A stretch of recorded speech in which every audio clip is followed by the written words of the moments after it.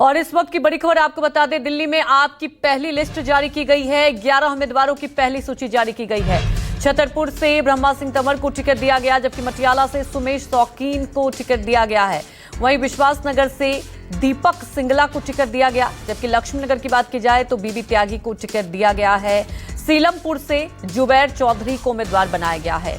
बीर सिंह ढिंगान को सीमापुरी से उम्मीदवार बनाया गया, जबकि हुंडा से गौरव शर्मा को आपने टिकट दिया है। और करावल नगर से मनोज त्यागी को टिकट दिया गया। पहली सूची जारी की गई है और इसमें बीजेपी और कांग्रेस से आए 6 उम्मीदवारों को टिकट दिया गया है। एक नया एक्सपेरिमेंट जरूर किया गया है। 11 उम्मीदवारों की पहली सूची जारी की गई है। दिल्ली विधानसभा चुनाव के लिए आम आदमी पार्टी की पहली लिस्ट जारी की गई है। लक्ष्मीनगर से बीबी त्यागी को टिकट दिया गया है और पहली सूची में 11 उम्मीदवारों के नाम का ऐलान किया गया है। जुबैर चौधरी को सीलमपुर से टिकट दिया गया है, क्योंकि पहले ही पार्टी की तरफ से सर्वे किया गया था। और ये जो 11 सूची जारी की गई है, इसमें कई चेहरों को मौका मिला है, कई नए चेहरों को मौका मिला है। करवाल नगर से बात की जाए तो मनोज त्यागी को उम्मीदवार बनाया गया है। बड़ी खबर आपको बता दें, दिल्ली विधानसभा चुनाव के लिए आम आदमी पार्टी की पहली लिस्ट जारी की गई है और इस लिस्ट से ये साफ है एक नई रणनीति और एक नई स्ट्रेटजी के तहत ये लिस्ट जारी की गई है।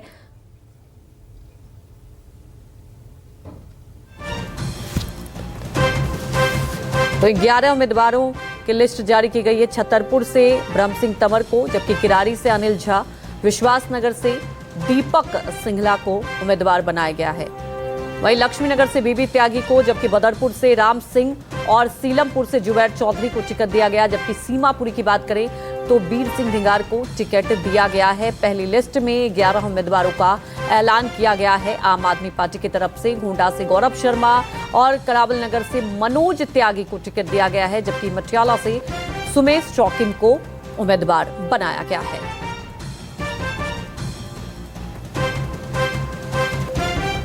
वहीं इस खबर पर ज्यादा जानकारी के साथ हमारे सहयोगी अमित पांडे लाइव जुड़ चुके हैं। अमित, पहली सूची जारी की गई है और ये हमने देखा पहली सूची में कोई ठोस रणनीति, और सबसे बड़ी बात यह है कि बीजेपी और कांग्रेस से आए 6 उम्मीदवारों पर भी दांव खेला गया है। इस लिस्ट की बात करें तो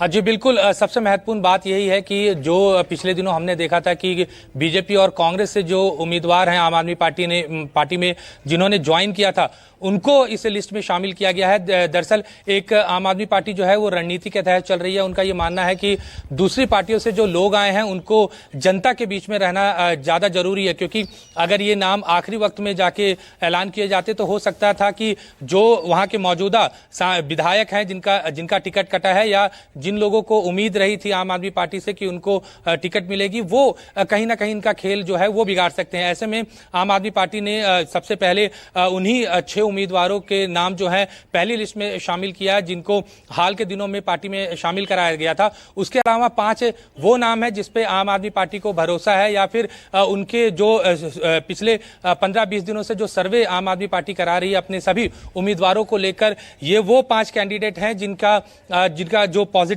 सर्वे जो है वो आया था। ऐसे में आम आदमी पार्टी ने इन 5 लोगों पर भी भरोसा जताया है। लेकिन सबसे महत्वपूर्ण बात यह है कि जिन 3 लोगों का टिकट कटा है उसमें गुलाब सिंह, क्योंकि हमने देखा था कि जो गुजरात चुनाव में काफी एक्टिव थे, लेकिन नतीजे जो हैं वो आम आदमी पार्टी के फेवर में नहीं आए। और उसके बाद लगातार लोगों की शिकायत थी कि गुलाब सिंह यादव जो हैं अपनी विधानसभा में कम देखे जाते हैं, लोगों के बीच कम देखे जाते हैं। इसके कारण उनका जो टिकट है ये कटा है। उसके अलावा ऋतुराज झा का नाम है, क्योंकि हाल के दिनों में हमने देखा था कि बीजेपी से जो अनिल झा हैं वो इस किराड़ी जो विधानसभा है उसमें आम आदमी पार्टी में शामिल हुए थे। तभी से ये माना जाने लगा था कि ऋतुराज झा का जो टिकट है वो कट सकता है। और उसके अलावा जो तीसरा महत्वपूर्ण नाम है वो सीलमपुर से अब्दुल रहमान का नाम है, क्योंकि हमने देखा था कि जब जुबैर चौधरी उनके पिताजी जो है वो उन्होंने पार्टी ज्वाइन की थी, तभी से ये माना जाने लगा था कि सीलमपुर सीलमपुर विधानसभा में अब्दुल रहमान की जगह जो है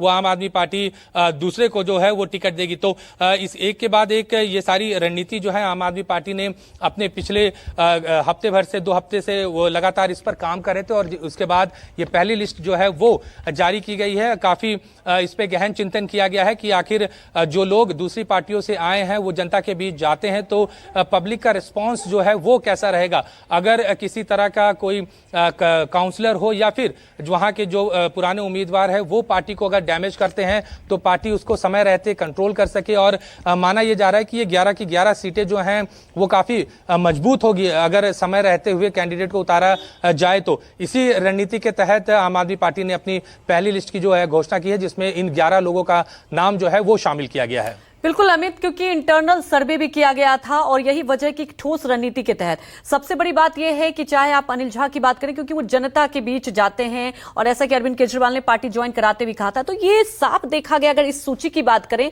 जितना ज्यादा जिनका जनता से कनेक्शन है उन्हें उम्मीदवार बनाया गया, और एक वक्त भी है कि और ज्यादा पार्टी की नीतियों को वो जनता तक पहुंचा पाए।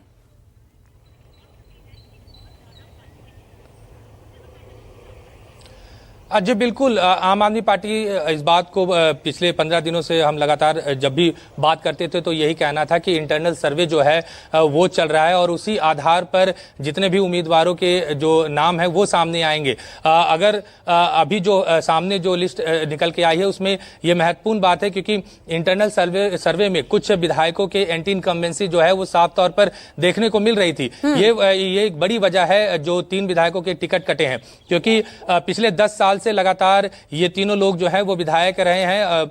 और उसके बाद लोगों के बीच जब आम आदमी पार्टी ने सर्वे कराया तो कहीं ना कहीं एंटी इनकम्बेंसी जो है वो सामने निकल के आई, जिसके आधार पर जो ज्वाइनिंग हुई है वो इसी आधार पर हुई है, क्योंकि आम आदमी पार्टी किसी भी हालत में इस विधानसभा चुनाव को हल्के में नहीं लेना चाहती और इसलिए किसी भी तरह का कोई रिस्क लेने को पार्टी के जो शीर्ष नेतृत्व है वो तैयार नहीं था।